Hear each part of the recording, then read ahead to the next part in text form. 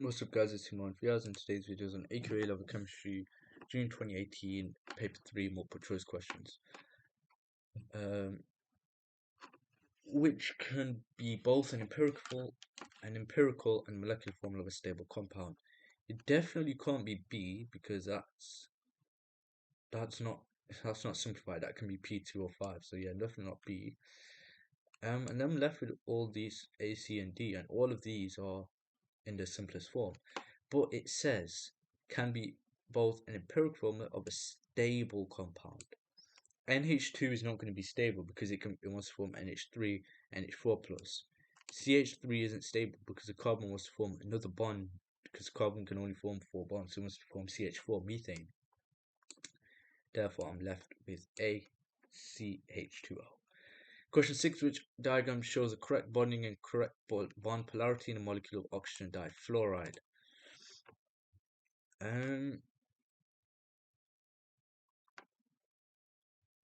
It's obviously going to be A then. The difluoride, F delta negative, oxygen positive. Yeah, you definitely don't have these arrows, so definitely not B or C. And the thing about D, well, then it's saying F is delta positive, that's false. And the reason being is because, yeah, that's false. Because fluorine, oh yeah, we should know this. Well, I just remembered it now. Fluorine is the most electronegative.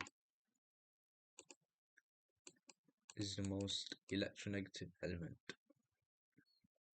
And you can see how you had to apply that to this kind of question because you're struggling between A and D. But if you know fluorine is the most electronegative element, therefore it's got P delta negative, then therefore oxygen must be delta positive. What conclusion can be drawn from the detection of He2 plus particles at point P? So, when He2 plus particles fired, most of the particles detected at point P. Well, it tells me that the gold atoms are mainly empty space. That's what it tells me. Because that's why it passed straight through. Then it says when H2 particles were fired at a thin sheet of gold, 1 in 8,000 were detected at point Q, so they deflected. What conclusion can be drawn about detection?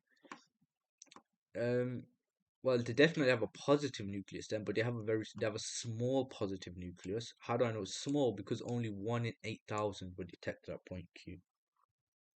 Question 9, which equation represents a termination step? Termination, well, the first one is propagation, same with the second one, and same with the third one, so yeah, it must be D then.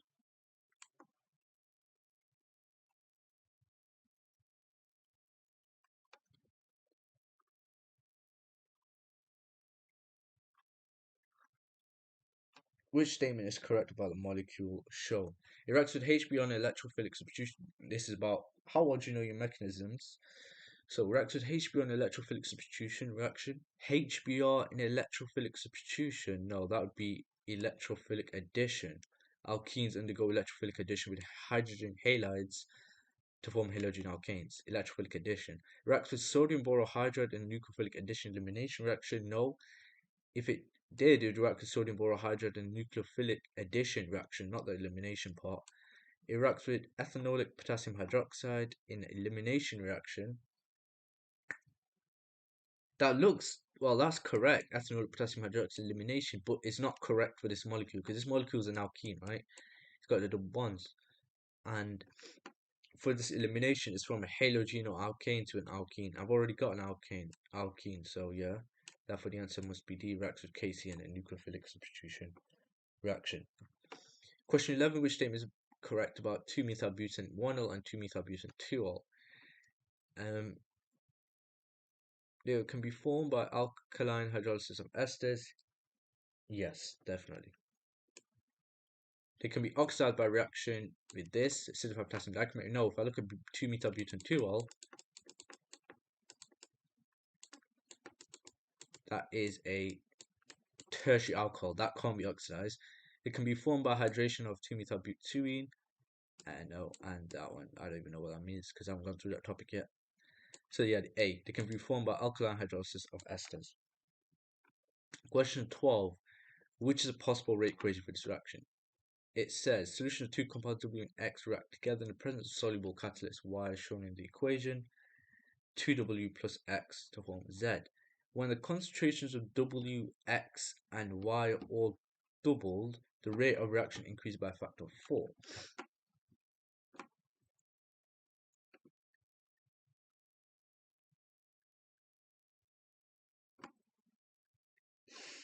Well, I know Z is not going to be in the rate equation, that's for sure.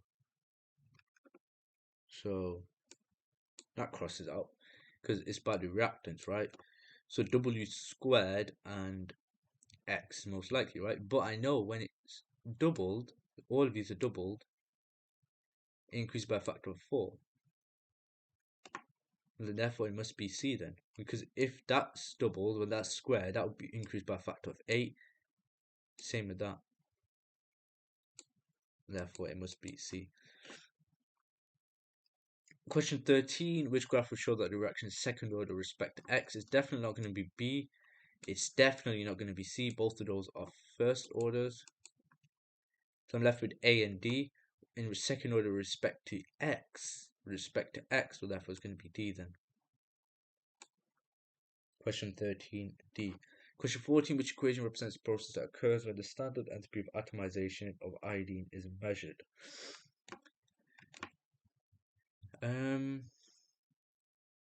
It's not going to be D and it's not going to be B because all of these entropy definitions are about 1 mole, right? That's 2, that's 2. Left with A and C.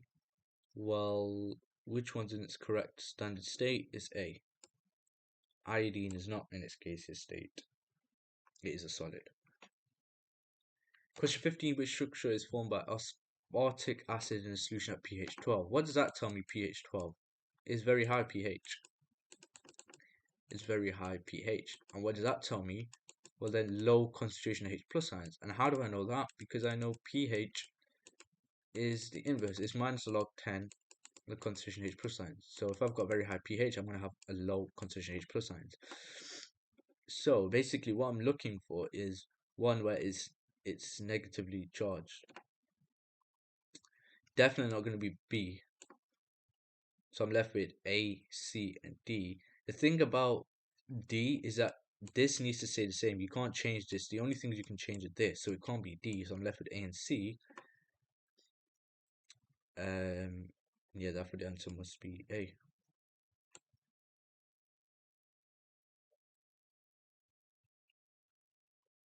No, it's not. No, it's not. No, it's not. I done this wrong. So we can already cross off B and C. Since the H3N plus, that tells me it's got a load of H plus, but in reality it doesn't. It has low H plus ions.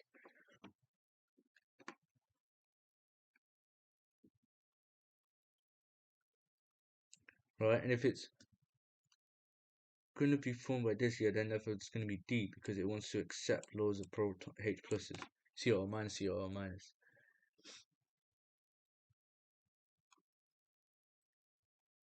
Question 16, how many peaks are there? Can't do this. Which of these pair of 3 elements has a highest melting point?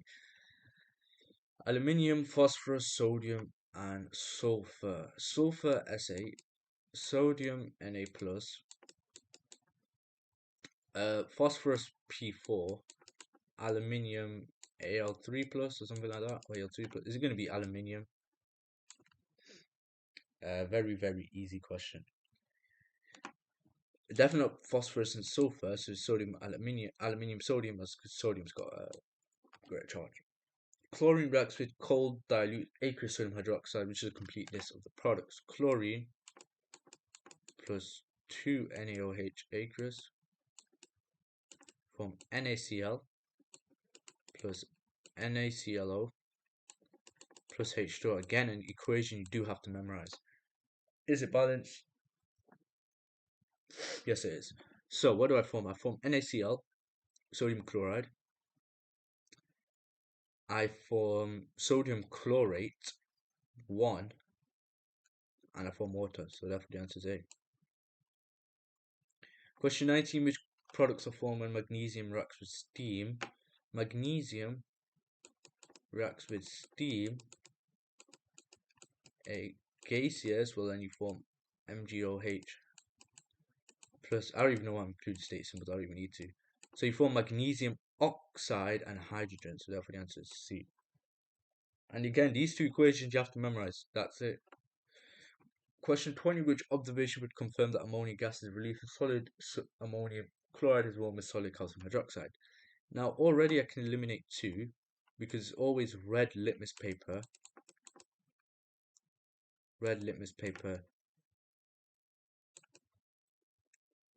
turning blue.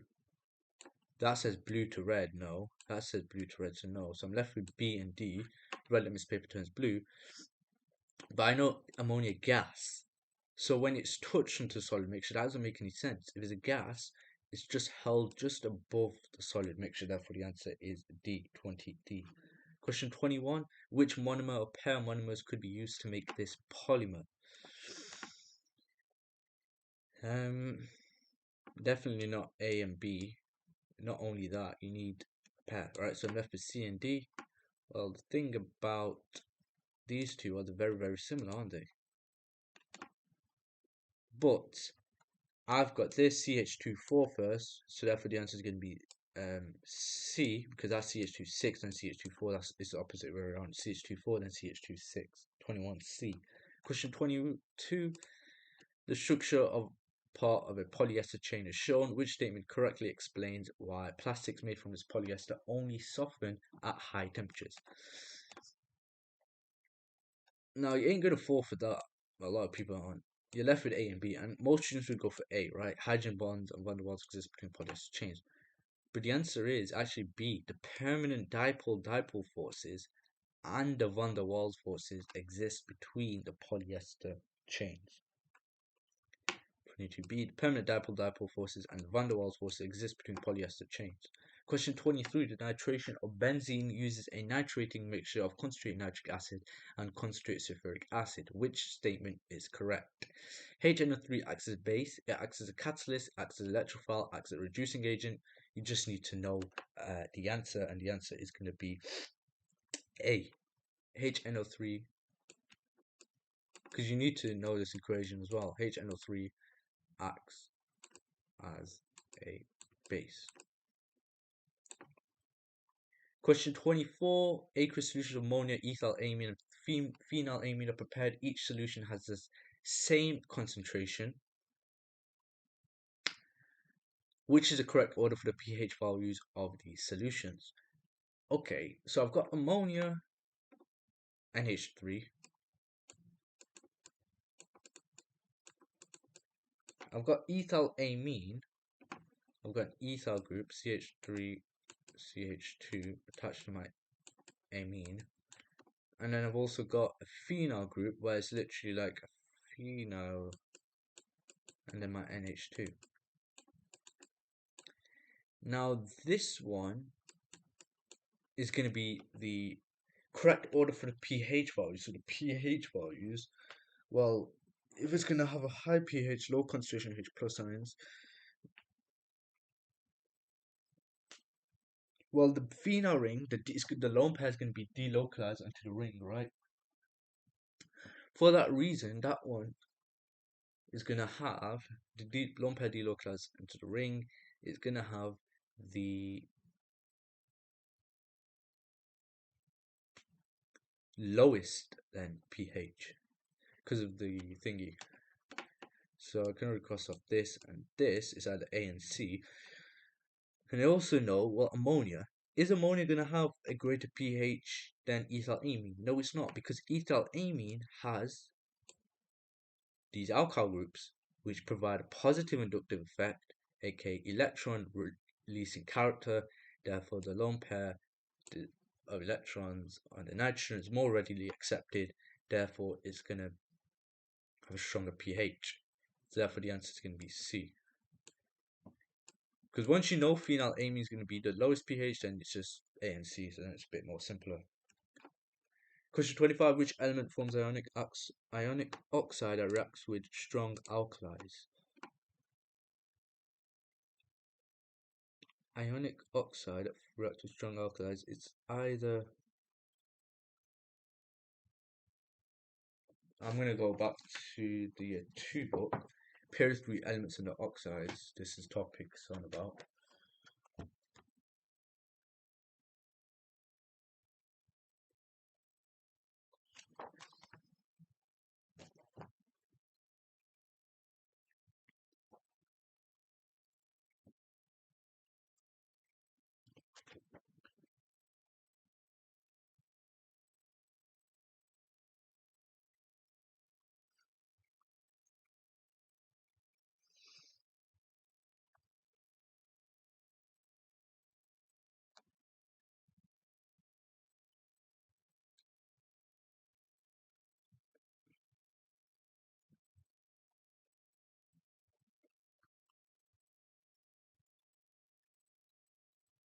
It's going to be aluminium then.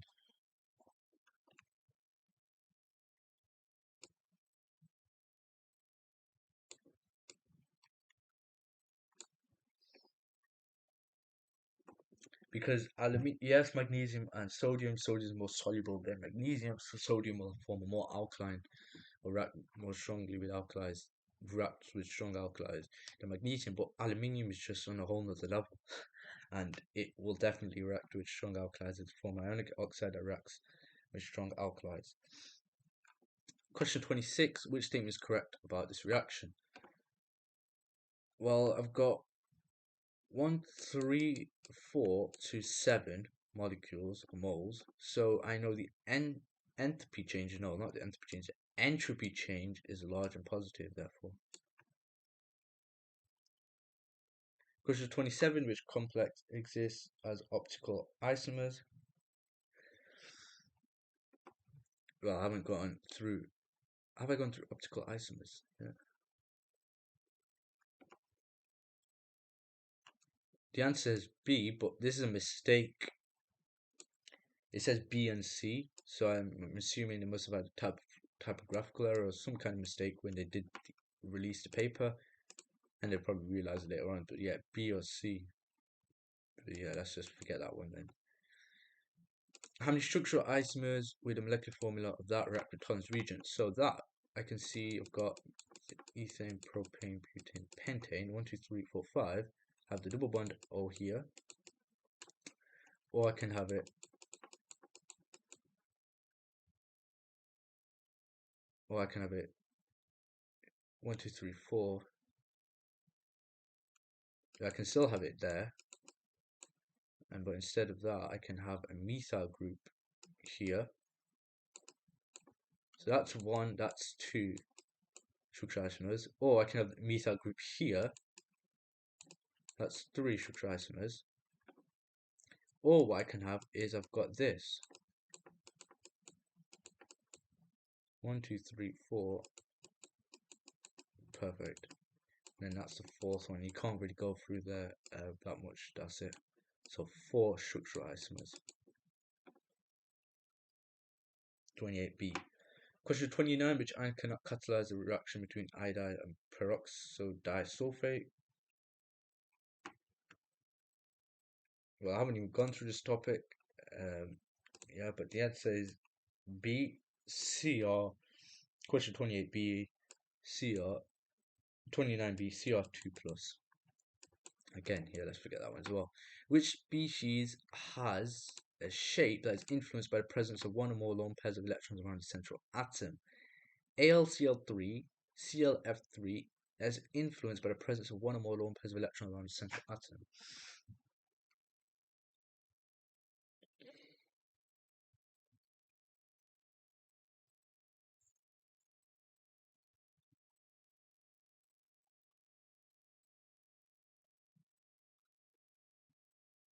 It's going to be B then.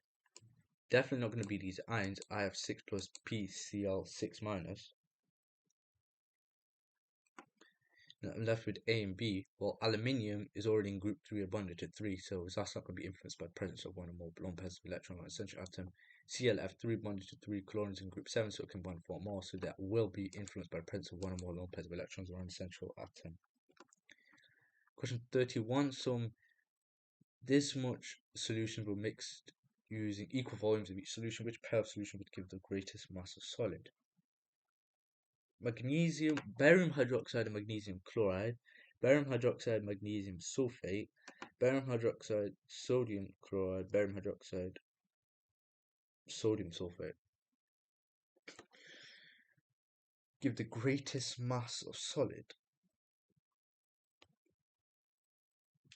Oh.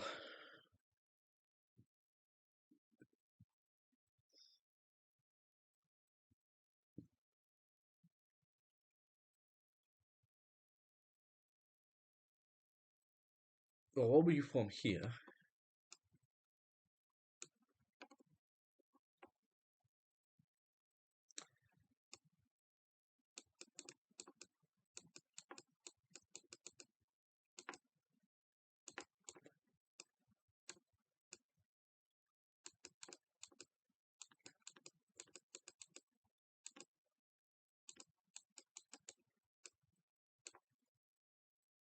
Barium hydroxide, sodium chloride.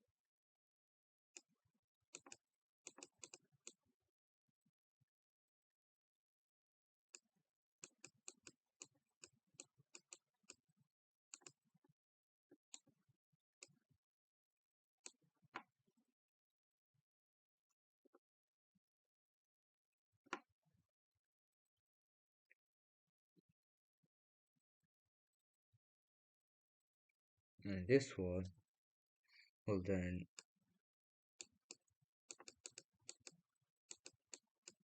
obviously I need a 2, so I need a 2 here. And I'm probably doing a couple of these wrong, but just to get the general point of what's going on. And then which one would give the greatest mass of solid? Well, it's going to be the one with the greatest MR, right? Because moles mass of MR mass is the moles times by MR. Moles are going to stay the same. I just need to times it by the MR. So, but then it's going to be V then, because of that sulfate and magnesium. Magnesium's MR is 23.1. Very sure sodium, no, magnesium MR is 24.3, sodium is 23, and sulfur, and yeah, so then it's going to be that then, 31B. Question 32, which indicator should be used in titration to find concentration of solution methylamine using this much of HCl? Methylamine. So this is just about interpreting the information, right? HCl, is that a strong acid or weak acid? It's a weak acid. Methylamine, well, I've got a methyl group and amine. Okay, so which indicator should be used?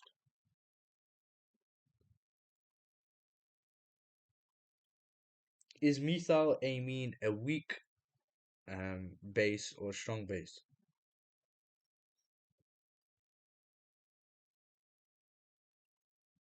Methylamine.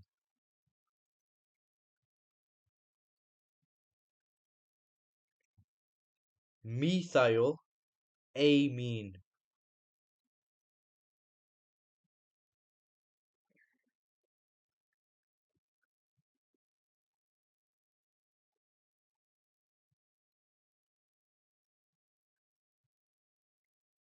And that's a weak base as well, methylamine. So then, which one is it going to be? Well, it's going to be one weak base, weak acid. It's definitely not going to be D or C.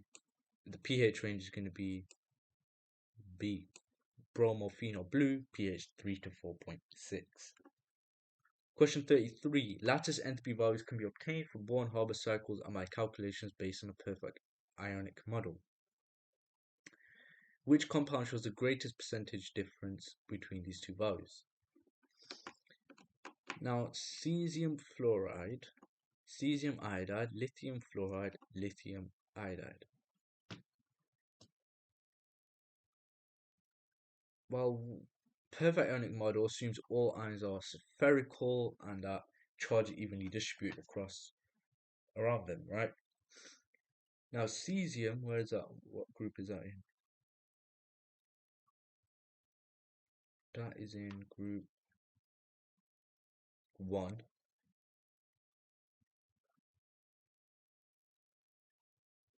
Right, so which one shows the greatest percentage difference between these two values?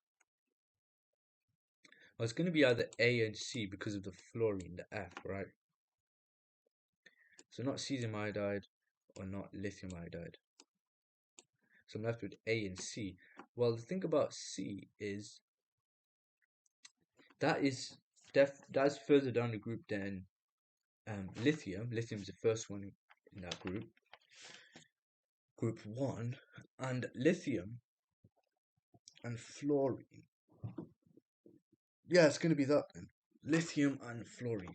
So the lithium fluoride is going to show the greatest percentage difference between these two values. Question. No, sorry, not that. Not any of these. It's going to be D, lithium iodide.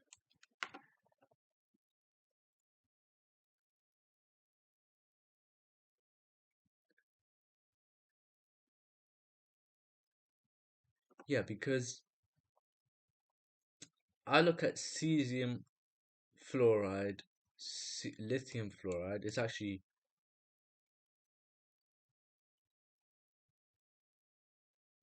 yeah, that's those two. I'm not going to show cesium iodide, lithium iodide.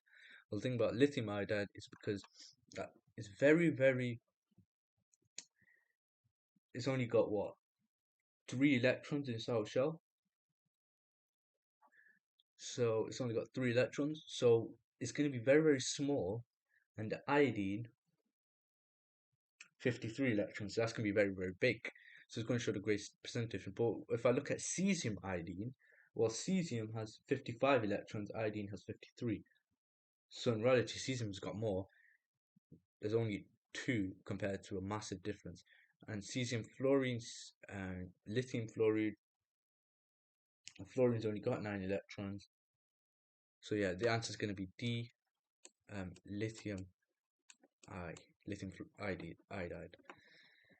Lithium only has 3 electrons, iodine has plenty of electrons, can show the greatest percentage difference. And question 34, for this reaction at equilibrium, which combination of temperature and pressure would give the greatest equilibrium yield of products? So this. I know forward reaction is endothermic because delta H is positive. I want the greatest yield of products. So if forward reaction is endothermic, I'm going to increase the pressure then. Increase the temperature, sorry, because then high temperature shifts to right hand side endothermic to pose the increased temperature. So high temperature and cross out that. Now either high pressure or low pressure.